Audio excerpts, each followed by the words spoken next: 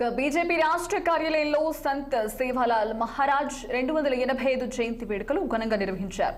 ఈ సందర్భంగా సేవాలాల్ చిత్రపటానికి కేంద్ర మంత్రి కిషన్ రెడ్డి పూలమాలలు వేసి నివాళులర్పించారు.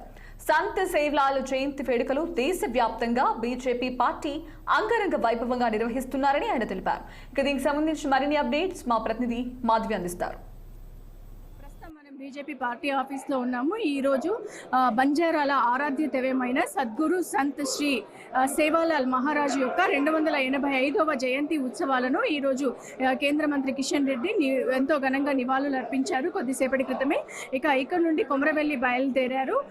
ఈ సేవాలాల్ కార్యక్రమాలు సేవాలాల్ చేసిన ఎన్నో గొప్ప విశేషాలను, అలాగే అతను చేసిన సేవా కార్యక్రమాలను తలుచుకొని వారు చేయాల్సిన వాటికి కూడా బంజారా వారికి కూడా అనేకమైన సౌకర్యాలను కూడా విధిస్తామని చెప్పేసి కూడా కిషన్ రెడ్డి హామీ ఇవ్వడం జరిగింది. అలాగే ఇక్కడ నుంచి ఇక యాత్రలు ఏవైతే ఉన్నాయో అవి ఫిబ్రవరి 20వ తేదీ నుంచి పార్లమెంట్ ఎలక్షన్స్ కోసము యాత్రలు కూడా 20వ తేదీ నుంచి ఘనంగా 5 క్లస్టర్ల నుంచి ప్రారంభం కాబోతున్నాయి. 5 క్లస్టర్లకు సంబంధించిన మీటింగ్స్ అన్ని కూడా ఏర్పాటు చేస్తున్నారు. ఆల్రెడీ బండి సంజయ్ యాత్రలు అయితే కొనసాగిస్తున్నారు. ఆ యాత్రలు కూడా మనము డైలీ చూస్తూనే ఉన్నాము. అలాగే ఇక్కడ నుండి కూడా కిషన్ రెడ్డి నిన్న వరంగల్, నల్గొండ ఇవన్నీ కూడా ప్రయాణం చేసి అక్కడ నుంచి యాత్రలు అయితే ప్రారంభించినట్టుగా తెలుస్తుంది.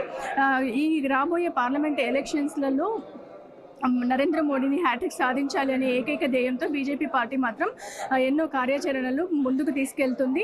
ఎంతో గొప్పగా కూడా ఈ కార్యక్రమాలన్నింటి కూడా ఎక్కడ కూడా ఆటంకాలు జరగకుండా ప్రతి ఒక్కటి కూడా అద్భుతమైన ప్రణాళికలతో ముందుకు వెళ్తూ కనీసం 10 నుంచి 14 సీట్ల మేరకు తెలంగాణ రాష్ట్రంలో ఎంపీ సీట్లు గెలుచుకోవాలి అనే ఏకైక ఉద్దేశంతో ఈ బీజేపీ పార్టీ ముందుకు వెళ్తుంది. సో మరి ఈ 20వ తారీఖు జరగబోతున్న క్లస్టర్ మీటింగ్స్, క్లస్టర్ యాత్రలతో పాటు బస్సు యాత్రలు కూడా ప్రారంభించబోతున్నారు. కాబట్టి వాటిపైన కూడా ఎన్నో కార్యాచరణలు చేస్తూ ముందు